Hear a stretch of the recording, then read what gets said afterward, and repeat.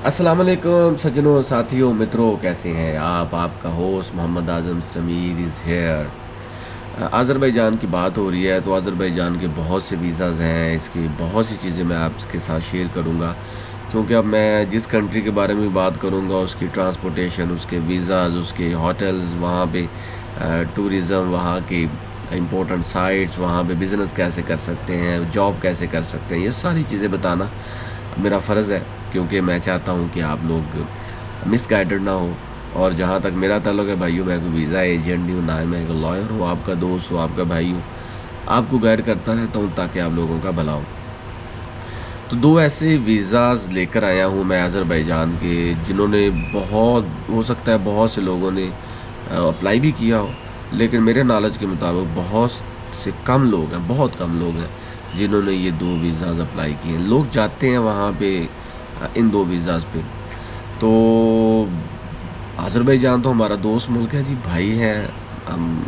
जिसे कहते हैं कि हम एक ही प्लेट के दो दोस्त हैं, इकट्ठे खाते हैं, इकट्ठे ट्रैवल करते हैं, हमारे फ़ैसले भी इकट्ठे होते हैं। तो बहुत अच्छा कंट्री, जहाँ तक मैंने वहाँ पे ट्रैवल किया है, सो I really enjoyed Azerbaijan a lot. बहुत ही फ्रेंडली लोग हैं।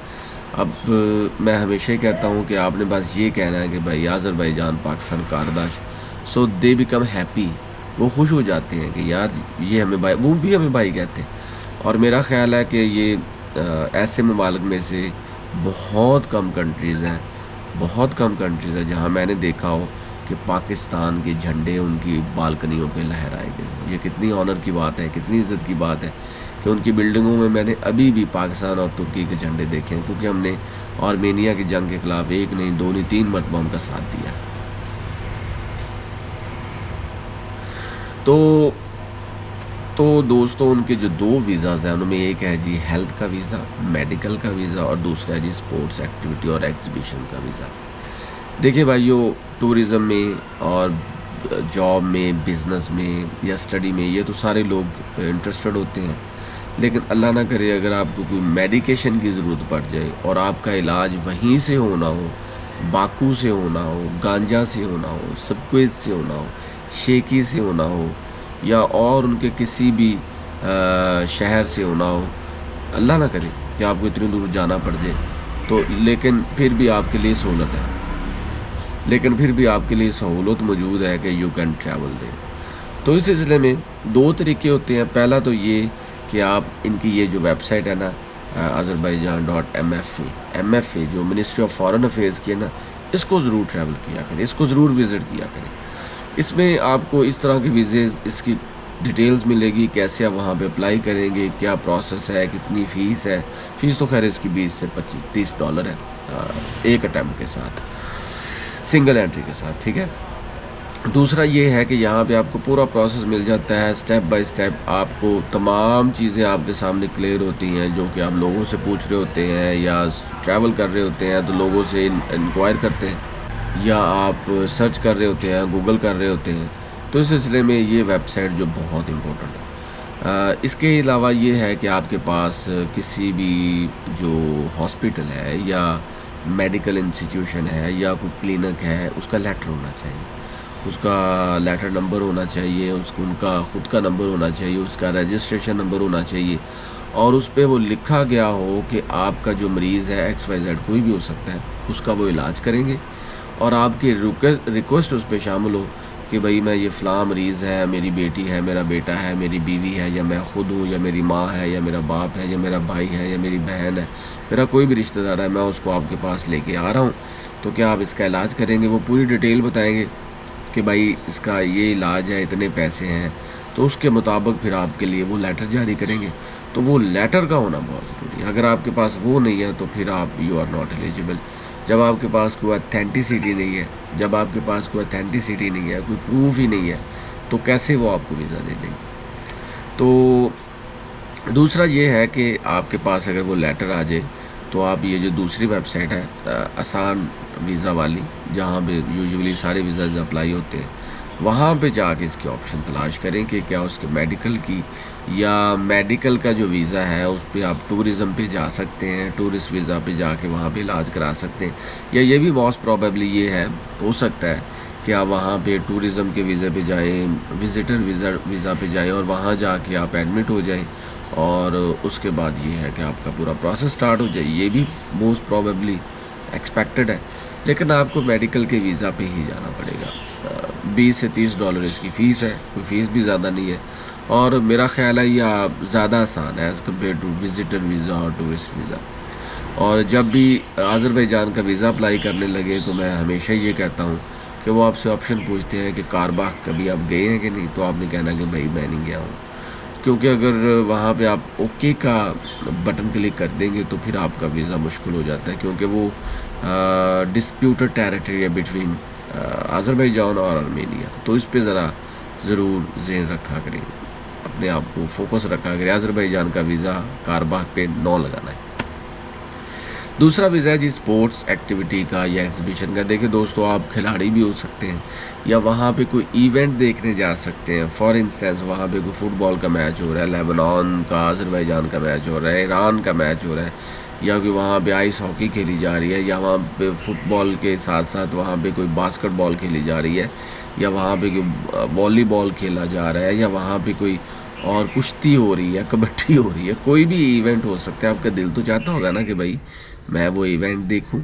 تو اس سلسلے میں یہ ہے کہ آپ کو اگین MFA.Azerbaijan، یہ جو منسٹری آف فارن افیئر ہے نا آذربائیجان کا، اس کو آپ اگین ٹریول کریں، اس کو آپ وزٹ کریں. وزٹ کرنے کے بعد آپ ان سے ای میل میں بات کریں یا ان سے پوچھیں گے بھائی یہ ایونٹ. اگر تو آپ ایز اے کھلاڑی ہیں تو پھر تو آپ کو کوئی مسئلہ نہیں ہوگا. آپ ڈیفینیٹلی آپ کے پاس انویٹیشن لیٹر ہوگا ہاکی فیڈریشن کی طرف سے یا کرکٹ کی طرف سے یا فٹ بال جو فیفا فیڈریشن کی طرف سے، یا کوئی بھی ایونٹ ہو سکتا ہے اس کی طرف سے آپ کے پاس ایک اتھینٹسٹی ہوگی، ایک ایونٹ ہوگا اور ایونٹ کا لیٹر ہوگا کو جو آپ کو اسی وقت آپ تو ایز اے آفیشیل جائیں گے، وہ تو بہت اچھی بات ہے.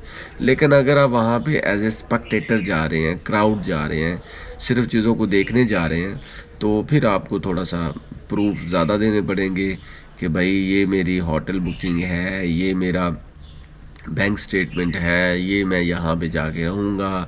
میرا کورنگ لیٹر میں آپ نے لکھنا ہے کہ میں نے 4 دن رہنا ہے، 5 دن رہنا ہے، 10 دن کا ایونٹ ہے اور میں وہاں 20 دن رہنا چاہتا ہوں، تو باقی کے 10 دن میں کہاں پہ اسپینڈ کروں گا.